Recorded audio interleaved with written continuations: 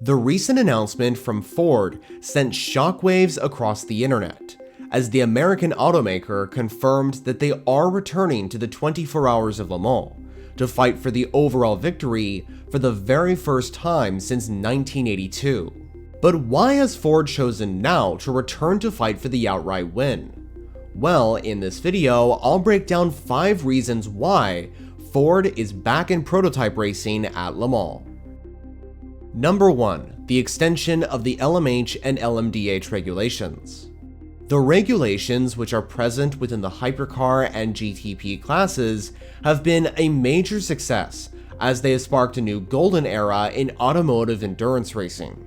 Since being introduced in 2021 and 2023 respectively, the LMH and LMDH cars are one of the main reasons why manufacturers like Ford are back to fight for overall success, and the recent extension of the regulations have begun a resurgence of manufacturers choosing to enter. Back in the summer of 2024, it was confirmed that the regulations would be extended till at least 2029, which therefore established that these generation of cars would be available to run for the next couple of years. Car manufacturers immediately started showing more interest in the rules, and later on, Genesis became the first brand to confirm an LMDH program, and now Ford becomes the second, with other manufacturers like McLaren also set to announce plans to join. Ultimately, the extension of LMH and LMDH allows Ford and other brands like them to have a more concrete plan on the longevity of the rule sets, and it lets us know that Ford will be on the grid with their LMDH for at least 3 years, and heading into the new decade, the regulations will most likely be extended once again, as shown by the interest from brands like this American car company. Number 2. The technological benefits. The prototype cars competing nowadays are some of the most sophisticated and technologically advanced vehicles on Earth, and in the past, we have seen these cars benefit manufacturers when it comes to the technology used. Our societies are always learning, and for many car manufacturers out there, they are seeking better ways to improve and evolve their brand. And what better way to achieve this than by entering a car with so many technological advancements, like hybrid power for example, and race that car at one of the most challenging and prestigious endurance races on the planet, the 24 Hours of Le Mans. While the new prototype rule sets are very different from the previous LMP1 models, they still do offer an opportunity for car manufacturers to learn and improve upon, and I'm sure that's something Ford doesn't want to miss out on. Number 3. The return of Ford versus Ferrari. The iconic battle between Ford and Ferrari is regarded as legendary, and to some, it is the most famous racing rivalry in history. And now, in 2027, Ford and Ferrari will reunite to fight against each other at Le Mans for overall victory for the very first time since the 1960s. In 1964, Ford joined the 24 Hours of Le Mans grid to fight against Ferrari and win the famous French Classic, but failed miserably, with Ferrari winning once again in 1964 and the year later in 1965. However, the Blue Oval eventually beat the Italian mark in 1966, with Bruce McLaren and Chris Amon taking the Ford GT40 to victory lane, and leading away a Ford 1-2-3 at Le Sarthe. The American manufacturer would win at Le Mans for the next 3 years, and Ferrari would never beat them again at this venue during this era. 50 years after their first win in 1966, Ford made a return to the iconic circuit in 2016, with factory GT entries run by Chip Ganassi Racing.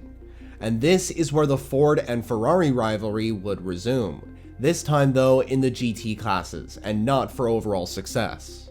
Once again, just like before, Ford would prevail against Ferrari, with the number 68 car winning out thanks to Dirk Mueller, Joey Hand, and Sebastian Bourdais. Most recently in 2024, Ford came back to Le Mans in the GT category, with the Mustang GT3, and the battle resumed with Ferrari, as the Italian manufacturer was also a part of the LMGT3 class, with the 296 GT3. Neither manufacturer ended up winning the GT category, with Porsche eventually taking the victory, but the Mustang did beat the 296, with the number 88 Proton car finishing in 3rd and the sister number 44 car finishing in 4th, while the best place 296 was down in 6th in class. Ahead of the American manufacturer's announcement of them returning, company chairman Bill Ford said this about the return and the resuming battle against Ferrari for overall victory. "We are entering a new era for performance and racing at Ford. You can see it from what we're doing on-road and off-road. When we race to win, and there is no track or race that means more to our history than Le Mans. It is where we took on Ferrari and won in the 1960s. It is where we returned 50 years later and shocked the world to beat Ferrari again. I'm thrilled that we're going back to Le Mans and competing at the highest level of endurance racing. We are ready once again to challenge the world and go like hell." However, when Ford returns to Le Mans in 2027, if they're going to beat Ferrari once more, it may be harder than ever before, considering the fact that Ferrari has been the dominant force for the last few years. Plus, the competition is bigger than it has ever been in the top category. When Ferrari came back to fight for overall victory at Le Mans in 2023, they won on debut with the 499P hypercar. And a year later, Ferrari won overall again. And heading into 2025, the 499P will definitely be the car to beat once more. One thing is for certain though, when Ford returns to prototype racing, the battle between these two brands is going to produce some of the best action we've ever seen at the 24 Hours of Le Mans. Number 4. Marketing. As I said before, the news of Ford returning to prototype racing in 2027 blew up across social media when it was revealed. And as we've seen in the past, competing at the top level at Le Mans has proven to be beneficial for all manufacturers' image and sales. But winning Le Mans overall can have a tremendous effect on the car brand. Imagine if Ford comes back in 2027 and wins Le Mans on debut. Not only would this shock the world, but this would be a major storyline because of the 1960s era, as I explained before, and Ford returning and beating Ferrari would only make them more popular, and just maybe this would help with their road car sales as well. Obviously, that whole situation is hypothetical, and as I mentioned earlier, Ford will be going up against some tough competition. And to win on debut with their LMDH would be pretty spectacular, but it's not likely. But of course, it's been done before by the American brand. Finally, point number 5. Ford wants to conquer Le Mans once more. It's as simple as that. Ford wants to be successful in the pinnacle of endurance racing competition. And as Bill Ford pointed out, when the company goes to race, they race to win. Ford currently has 4 overall victories at the 24 Hours of Le Mans, and they are the 7th most successful brand alongside Alfa Romeo. And the car manufacturer deeply wants to push that overall win tally up to 5 in 2027. The last time Ford competed with a factory effort at Le Mans was in 1982, but it didn't go so well. The C100 Group C cars from Zack Speed ended up retiring just 7 hours in, due to electronic issues, and eventually the dominant Porsche 956 entries went on to win Le Mans that year.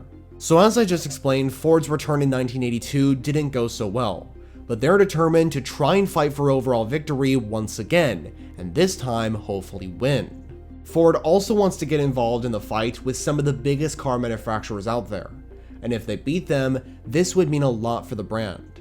Alongside arch rivals Ferrari, Ford will be going up against the likes of Porsche, Toyota, Cadillac, Peugeot, BMW, Hyundai through the Genesis brand, Alpine, and Aston Martin, as all brands and potentially more will be competing for overall victory in the WEC and at Le Mans. Ultimately, Ford has every right to throw their name in the mix for the win, just like they did in the 1960s and 1980s, and they'll be doing so as soon as 2027 with an LMDH prototype. So those were 5 reasons as to why Ford are choosing now to return to prototype racing. How do you think the American manufacturer will do in the hypercar class, at events like the 24 Hours of Le Mans, for example? Well, make sure to let me know your thoughts down in the comments below. If you like endurance racing, definitely subscribe to this channel if you haven't already, because I'm releasing videos on a weekly basis regarding the WEC, IMSA, Intercontinental GT, and much more. To watch more content now, check out these suggested videos I've put on screen. For now though, that's all from me. Thanks for watching.